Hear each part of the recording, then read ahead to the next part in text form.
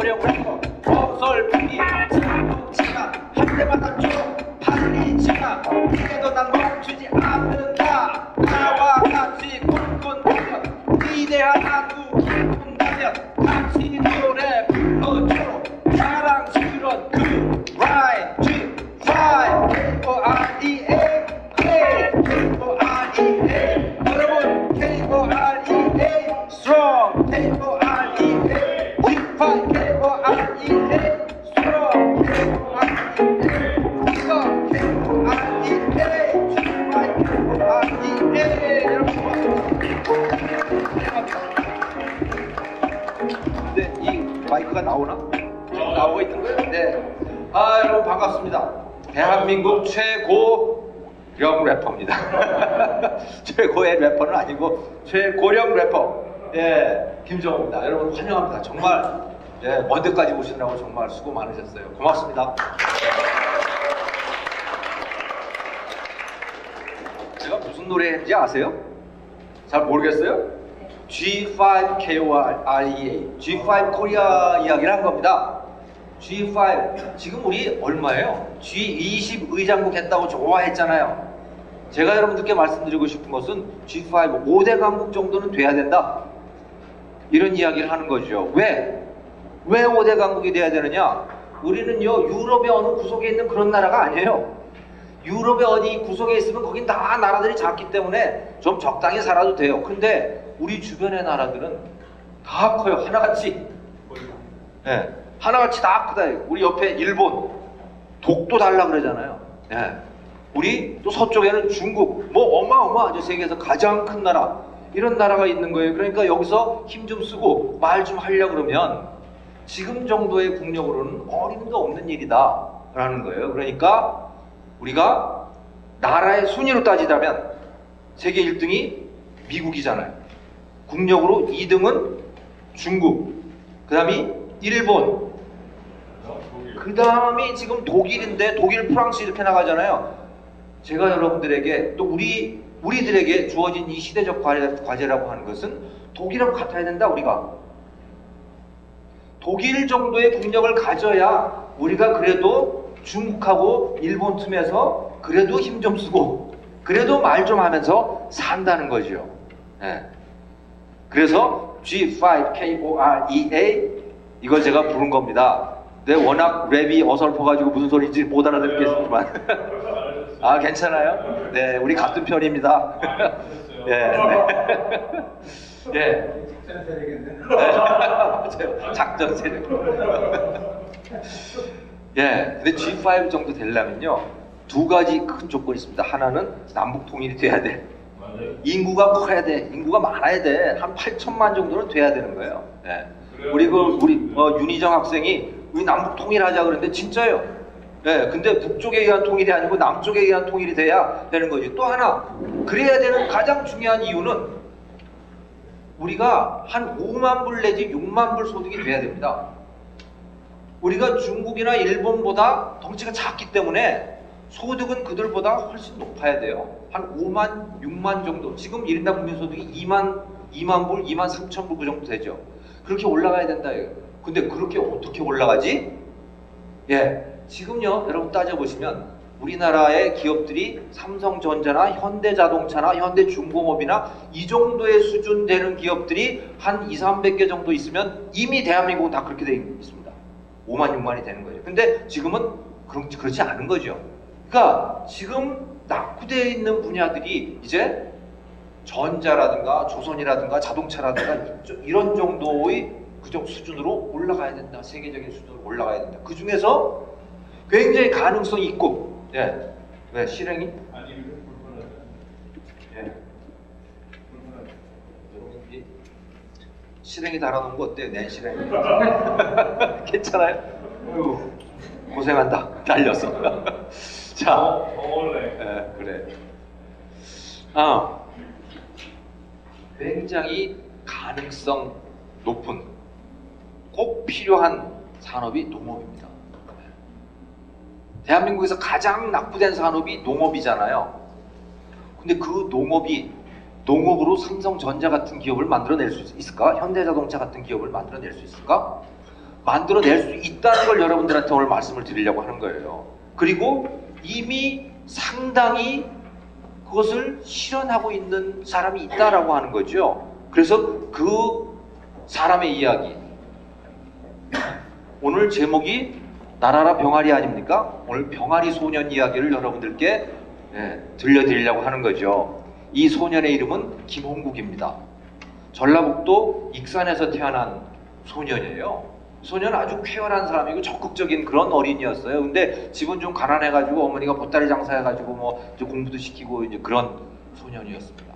근데 홍국이가 초등학교 4학년 때였어요. 외할머니 댁에 놀러 갔는데 외할머니 댁에 가보니까 노란 병아리가 있는 거예요. 그 병아리한테 그냥 확 꽂혔죠.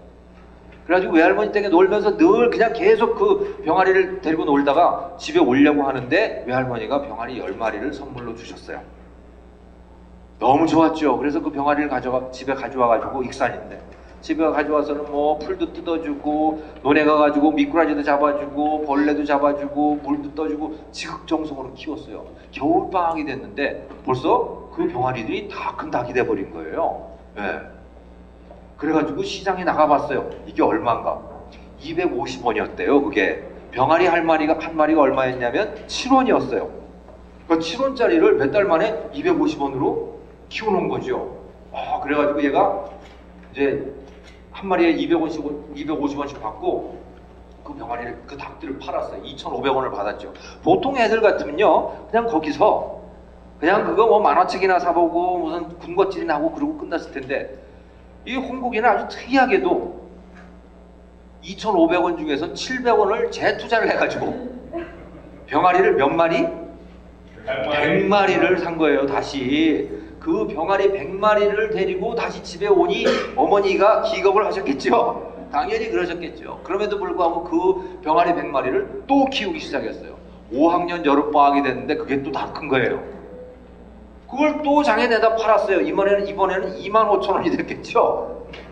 그 병아리를 더 사고 이번에는 병아리뿐만이 아니고 돼지까지 삽니다. 새끼 돼지까지 사가지고 이제 홍국이는 초등학교 5학년 때부터 본격적인 축산업자의 길을 들어서게 되는 것이죠. 그래가지고 그 어머니는 인문계 가가지고 공무원 되라 말이지 이런 걸 원하셨는데, 홍국이는 농사에 그냥 매진을 한 거예요. 엄마 나는 그냥 농사 짓겠어. 닭 키우겠어. 그래가지고 계속 가는 거예요. 그래서 고등학교도 인문계를 안 가고 농업고등학교를 갑니다. 익산 농고를 나오죠. 그리고 18살 때에는 아예 사업자 등록증까지 내고 본격적인 사장님이 됩니다.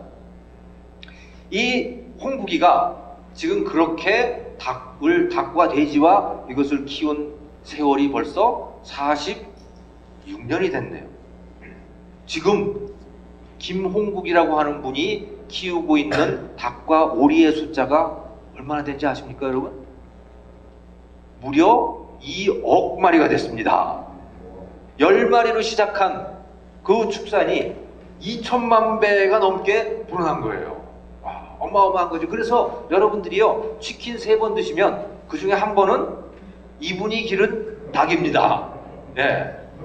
누군지 아시겠어요? 어떤 기업의 이야기인지 아시겠어요? 하림그룹 이야기입니다.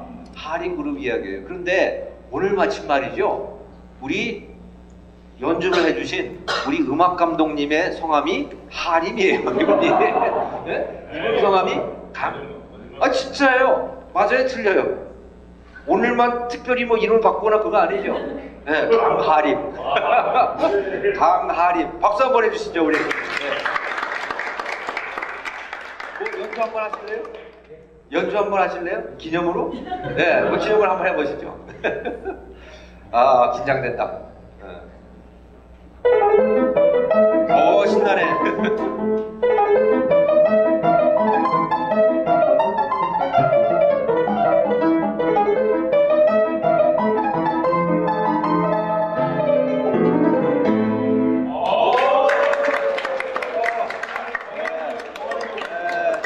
병아리네 이거.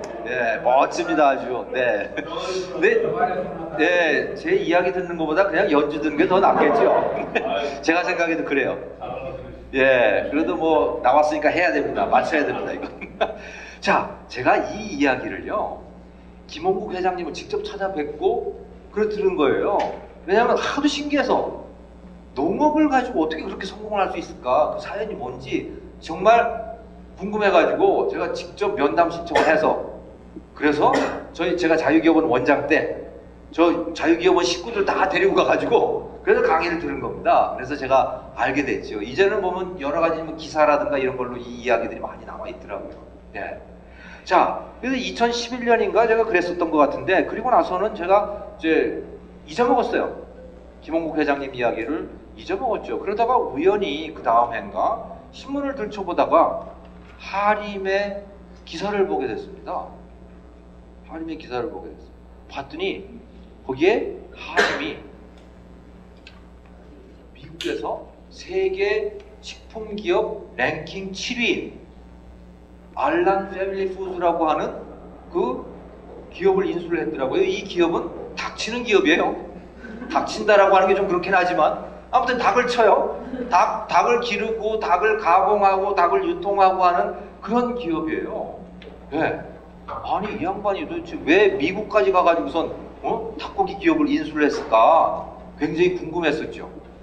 그래서 그리고 난 다음에 또 김홍국 회장님을 한번 뵌 적이 있었어요. 그래서 그때 식사를 하는 그 자리였었는데 제가 김 회장님한테 한번 물어봤죠. 그 미국은 그건 왜 인수를 하신 겁니까? 그랬더니 세계 식품 시장의 중심은 바로 미국 아닙니까? 미국 것을 배워야, 그래야 세계 식품 시장에 진출할 수가 있다는 거죠. 그래서 미국 시장에 진출도 할 겸, 그리고 글로벌 기업들의 노하우도 배울 겸 해가지고 그 식품 기업 랭킹 19위, 세계 식품 기업 랭킹 19위인 알란 패밀리 푸드라고 하는 그 기업을 인수를 하게 됐대요. 그리고 또 하나, 미국에다가 한국 닭 한류를 한번 일으켜보려고 한답니다. 삼계탕을 수출하겠다고 그래요. 예. 아무튼 그래가지고 미국을 진출을 한 겁니다. 근데 지금 그 진출하신 미국 그 기업이 델라웨어라고 하는 동부에 있는 그런 기업인데, 서부에 있는 것도 또 하나 인수를 하려고 그러신다고 그러더라고요. 그래서 그건 또 왜 그렇습니까? 서부에 로스앤젤레스 뭐 이런 데들이 있어서 그런 겁니까? 그랬더니요, 이분 하시는 말씀이 미국 시장을 보고 진출을 하는 게 아니고 중국 시장을 보고 진출을 한다는 거예요. 네. 언젠가 반드시 중국 식품 시장이 열리게 되는데, 중국 농수산물 시장이 열리게 되는데 거기를 들어가야겠다는 거죠. 네. 아, 이거 한국에서 들어가시면 되지 않습니까? 그랬더니 한국의 닭고기는 우리가 먹기 바쁘다더군요. 네. 수출할 물량이 그렇게 충분하지가 않대요. 그래서 미국을 가서 거기서 길러가지고 중국에 수출하겠다, 뭐 이런 말씀을 하시더군요. 자, 생각해 보십시오. 대한민국의 진짜 농민이잖아요. 이분은 진짜 농민이에요. 어릴 때부터 농사를 지어가지고 지금까지 이렇게 오신 거죠. 그 농민이 하는 생각이 바로 이런 겁니다. 다른 사람들은 어떻게 생각해요? 보통의 농민들은 개방이 된다, FTA 된다 그러면 다 우성이잖아요. 죽는다고. 이분은요, 그 FTA가, 그러니까 중국하고 농수산물 시장이 개방이 됐을 때 그때를 대비해야 된다라고 하는 거예요. 그리고 중국이라고 하는 그 나라는 어마어마한 기회라는 거죠. 대한민국 농업에 있어서. 왜냐? 중국은 세계 최대의 식량 수입국이래요. 이것도 이상하지 않아요? 우리는 중국으로부터 엄청난 식량을 수입하고 있는데 중국이 식량 수입국이라니. 네. 싼 농산물은 우리가 수입을 합니다. 근데 중국 시장이 열리게 되면, 그러니까 우리와 중국이 시장을 열게 되면 싼 농산물은 들어오지만 우리는 얼마든지 비싼 농산물, 중국의 부자들이 좋아하는 그런 농산물을 얼마든지 수출할 수 있다는 거죠. 그래서 대한민국의 농업이 비상할 수 있는, 날아오를 수 있는 어마어마한 정말 절호의 기회가 지금 우리 눈앞에 와 있다 라고 하는 것이 김홍국 회장 그 병아리 소년의 이야기인 거예요. 예, 정말 태도가 다르지 않아요? 예, 그런 말씀을 하시더라고요. 저는 그런 거 분명히 해내실 수 있을 거라고 생각을 합니다. 자, 그런데 그래서 제가 또 물어봤어요. 한국 농업이 그러면 어떻게 돼야 됩니까? 어떻게 해야 다른 농민들이 김 회장님처럼 그렇게 될 수 있습니까? 그랬더니요, 태도가 문제래. 태도를 바꿔야 된답니다. 태도를 바꾸면 된답니다. 무슨 태도를 바꿔야 되나요? 지금까지 우리나라의 그 농업이라고 하는 건 정치였다는 거예요. 농민들은 그냥 자기가 농작물을 키우고 닭을 키우고 그러고 나서 팔 때는 누구를 쳐다본다? 소비자를 쳐다보는 게 아니고 국회를 쳐다본다는 거예요. 대통령을 쳐다보고 있다는 거예요. 근데 진짜 성공하는 농업이 되려면 어떻게 해야 되느냐? 시장을 봐야 된다는 거죠. 소비자를 봐야 된다는 거예요. 그렇게 태도를 바꾸면, 그러면 한국 농업이 매우 빠른 속도로 발전을 할 것이고, 그리고 중국이라고 하는 그 어마어마한 기회를 엄청난 발전의 기회로, 과거 한 50년 동안 제조업과 건설업과 뭐 이런 데들이 엄청나게 발전을 했잖아요, 우리가. 그것보다 훨씬 더 빠른 속도로 한국의 농업이 발전할 수 있고 세계적인 농업으로 날아오를 수 있다, 이런 말씀을 하시더군요. 예. 그 중요한 것은 태도라고 하는 거예요. 그래서 저도 여러분들한테 그 태도 말씀을 드리고 있는 겁니다. 무엇을 하든지, 여러분들이 무엇을 하시든지, 제가 지금 젊었으면 사실은 농사를 지어보고 싶더라고요. 이제 농업을 해보고 싶더라고요. 그게 정말 엄청난 산업이라고 하는 걸 제가 깨달았기 때문에 그런 거죠. 아무튼 근데 여러분들이 농사를 하시든 또는 무엇을 하시든 여러분들이 지향해야 될 바는 세계 최고의 것이다. 여러분들이 선생님을 한다면 세계 최고의 학교를 만드셔야 되고, 여러분들이 병원에 가서 취직하면 그 병원을 세계 최고의 것으로 만드셔야 되고, 무엇을 하시든 신문사에 들어가시면 그 신문을 세계 최고의 것으로 만들어내셔야 된다는 거죠. 아니, 한글로 쓰는데 어떻게 세계 최고의 것이 나올 수 있죠? 싸이는 어떻게 됐어요? 그죠? 우리나라 말로 노래를 부르는데 됐잖아요. 방법은 얼마든지 찾으면 가능하다라는 거예요. 그걸 저는 김홍국 회장이라고 하는 분으로부터, 그분이 그러니까 삶에서 우러나는 그 이야기를 들을 수 있었고 여러분들한테 오늘 전해드리는 겁니다. 그래서 제가 또 프리덤 래퍼 아닙니까? 제 이야기는 랩으로 마무리를 하겠습니다. 예, 비트 좀 주시겠어요?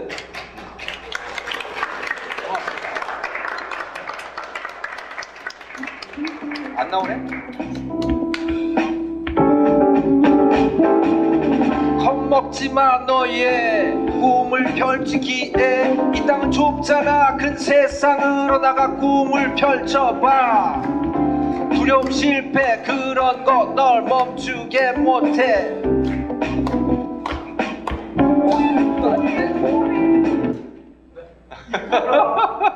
네. 예. 자, 아무튼 겁먹지 말고 피하지 말고 당당하게 여러분들한테 다가오고 있는 그 기회를, 그 변화를 당당하게 맞이하고 부딪혀 보시기 바랍니다. 그게 여러분들께 오늘 제가 전해드리고 싶은 메시지입니다. 고맙습니다.